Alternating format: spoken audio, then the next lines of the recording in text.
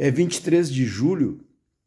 Sabem vocês, pelas manhãs eu acordo bem cedo, eu me dedico ao rádio, eu me dedico a pintar, né? Aqui os meus materiais, é assim que eu faço. Cedinho da manhã, depois eu vou me preparar, né? E vou trabalhar aqui meu mate, cigarrinho companheiro, né? Eu pego esses horários de fazer algumas reflexões que, do meu ponto de vista, são indispensáveis para a existência. É claro que, lendo jornais, a gente vai vendo coisas e vai redefinindo coisas, e eu procuro não perder o hábito de que as prioridades da existência, pelo menos do meu ponto de vista, sou eu quem defino.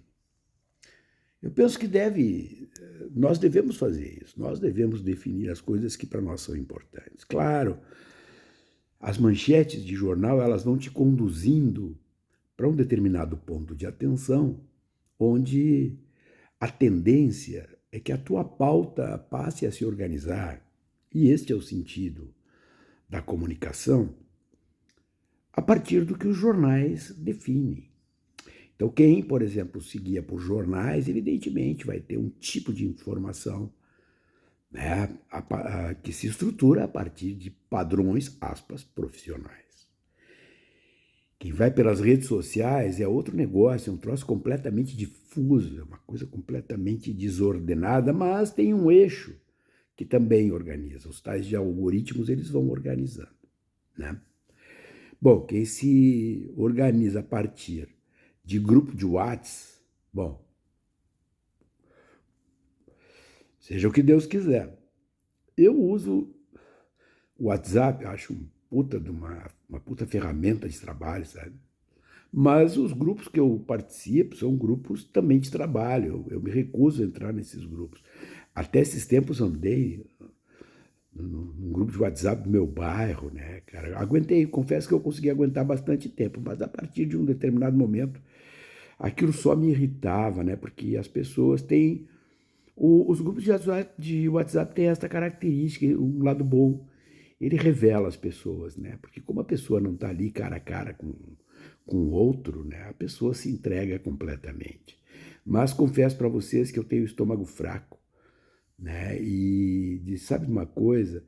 Eu tenho que ter prazer em chegar em casa, né? E quando tu vê o que tu tem na tua volta, no teu entorno, assim como todo mundo tem, né? É melhor sair fora desse negócio. Mas por que eu estou falando tudo isso? Sabem vocês, Israel segue em guerra, né? E ontem 70 pessoas foram mortas num campo humanitário a partir de um ataque de Israel. A mídia profissional divulgou, mas o tema é Kamala versus Trump. Então funciona assim. Tu tem coisas absurdas acontecendo no universo que são reorganizadas a partir do aspas interesse do dia, interesse da hora. E 70 pessoas assassinadas dentro de um campo humanitário se transforma numa notícia secundária, lateral. Não deveria ser. A guerra na Ucrânia continua. E a discussão agora é a seguinte, mas se Trump ganhar, será que vão mandar mais armas ou não vão mandar mais armas? Vão vender armas, não vão vender armas?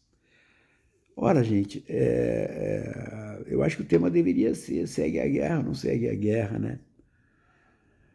São coisas assim que nós precisamos gerar espaços de interesse e de discussão que tragam a substancialidade da vida para os nossos cotidianos. Evidentemente que nós não podemos viver só de sofrimento, né? Porque se nós vamos viver de manchete de jornal, aí deu, né, cara? Os estoques de omeprazol, Rivotril.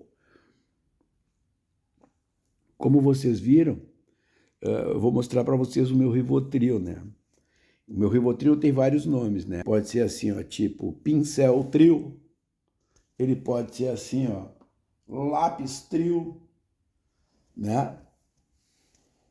São coisas que a gente vai, recursos que a gente vai recorrendo para não entrar em depressão, porque as notícias são terríveis. Elas são terríveis. Mas o meu objetivo da fala de hoje é essa, é mostrar assim, ó, quando, por exemplo, se o pessoal estuda aí jornalismo, eles têm toda uma técnica, né, de estruturação da matéria, né, o título, o olho, né, o texto, como é que o texto se estrutura, né? E evidentemente que eles passam a levar em conta o leitor, claro, tem que levar em conta o leitor, né? E o leitor hoje não tem mais paciência para ler nada. Né? Então ele quer coisas rápidas. E as manchetes de jornal, por exemplo, antigamente o olho, né, o lead da matéria, ele já te antecipava um pouco do que tu ia encontrar ali dentro, né? Então hoje nas chamadas de matéria, os dados fundamentais não estão ali. Por quê? Porque tu precisa clicar para poder abrir a matéria. Porque se tu olhar e tiver a antecipação do fato, tu nem entra na matéria. E isso retira engajamento desses jornais que também estão cada vez mais se transformando em redes sociais. Né? Então as coisas elas vão mudando de acordo com quem? Conosco. Nós somos os observadores, portanto eles lidam com um modo de nos formatar. Formatar como? Dando os caminhos que nós devemos trilhar. Não deve ser assim. E nós temos que dar uma resistida nisso.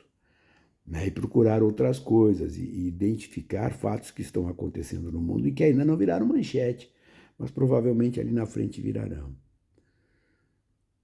Notem, durante quanto tempo já nós não temos as manchetes das atrocidades que estão sendo praticadas em Gaza? E elas continuam sendo praticadas. Os bombardeios